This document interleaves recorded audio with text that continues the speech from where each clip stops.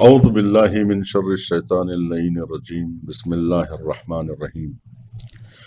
فلسفے کا آغاز حیات بشری کے ساتھ ساتھ ہوا ہے۔ فلسفے کا سن بھی عمر بشر کے برابر ہے۔ جب سے انسانی فکر حرکت میں آئی ہے، اس پہلی اور ابتدائی جنبش کے ساتھ ہی فلسفے نے بھی انگڑائی لی ہے۔ فلسفے کا نام جستجو حقیقت ہے، اور فلسفہ کہتے ہی ہیں موجودات عالم کی معرفت حاصل کرنے، حقیقت اشیاء کے درک کرنے کو۔ فلسفہ طبیعت بشری کا تقاضا اور مزاج انسانی کا لازمہ ہے۔ اس حقیقت سے بھلا کون انکار کر سکتا ہے کہ ہر بچہ اور ہر بچے کے مزاج میں انکشاف حقیقت کا جذبہ پایا جاتا ہے۔ اگر وہ کسی کانچ کی اشیاء کو زمین پر پھینکتا ہے تو یہ جانچنے کے لیے کہ یہ ٹوٹتی بھی ہے یا نہیں۔ فلسفے کا لفظ یونانی زبان سے ماخوذ ہے۔ فلسفہ دراصل فیلوسوفیا کا مرکب ہے، جس پر عربی زبان کا لبادہ اڑا دیا گیا۔ فیلو کہتے ہیں دوزدار کو، اور صوفیہ کہتے ہیں دانش کو۔ فیلوسوفیا یعنی دوست دار دانش۔ اس لفظ کا استعمال سب سے پہلے سقراط نے پیدائش مسیح سے سالہا سال پہلے کیا تھا۔ یہ لفظ حضرت سقراط کی منکسر مزاجی پہ دلالت کرتا ہے۔ انہوں نے اس لفظ کے مقابل میں استعمال کیا ہے جو اپنے کو صوفیہ یعنی دانشمند کہتے تھے۔ اس کے باوجود وہ حقائق کا مذاق اڑایا کرتے تھے اور حقیقت کو ماننے سے انکار کر دیتے تھے، جس کی وجہ سے آج سوفسطائی ایک بدنام لفظ مانا جاتا ہے اور ہر جاہل کو سوفسٹ کہا جاتا ہے۔ ابتدا میں فلسفے کا اطلاق تمام علوم پر ہوتا تھا، جس میں طبیعیات، عمرانیات، فلکیات، ریاضیات سبھی علوم شامل تھے۔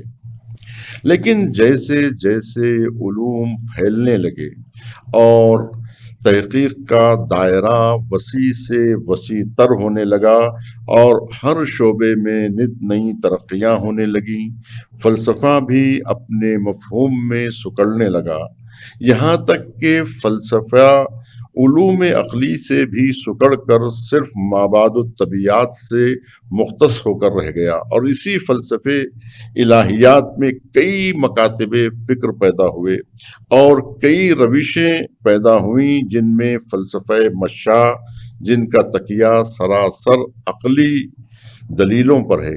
اس سلسلے کے آغازگر حضرت ابو علی سینا فلسفہ مشاء اپنی نسبت حضرت ارسطو سے جوڑتے ہیں، جو عقلی علوم کے بنیاد گزار سمجھے جاتے ہیں۔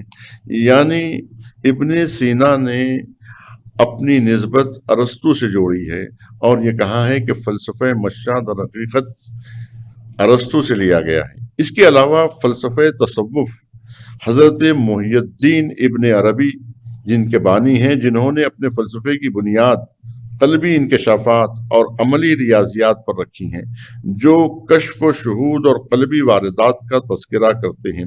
ان دونوں فلسفے کو ایک دوسرے سے جوڑنے اور دو دھاروں کو ایک رخ دینے کی کوشش کی ہے شیخ اشراق شہاب الدین سہراوردی نے۔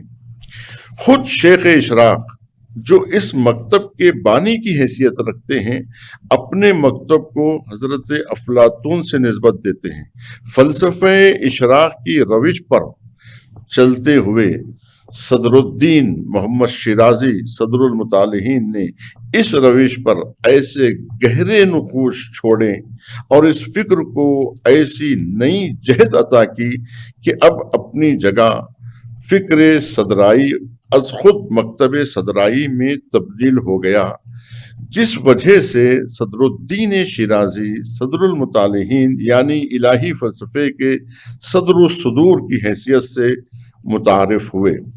مکتب صدرائی کو ایران میں اس قدر کامیابی ملی کہ ان کے بعد آنے والے تمامی مفکرین انہی کی روش کو اپنانے لگے، جن میں مفسر قرآن علامہ محمد حسین طباطبائی، آیت اللہ خمینی، شہید مطہری سبھی شامل ہیں۔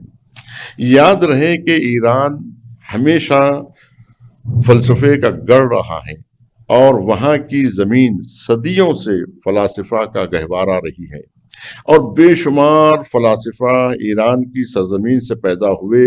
چنانچہ علامہ اقبال نے جرمن میں جس موضوع پر ڈاکٹریٹ کی ڈگری حاصل کی ہے، اس کا عنوان ایران اور فلسفہ مابعد الطبیعیات تھا۔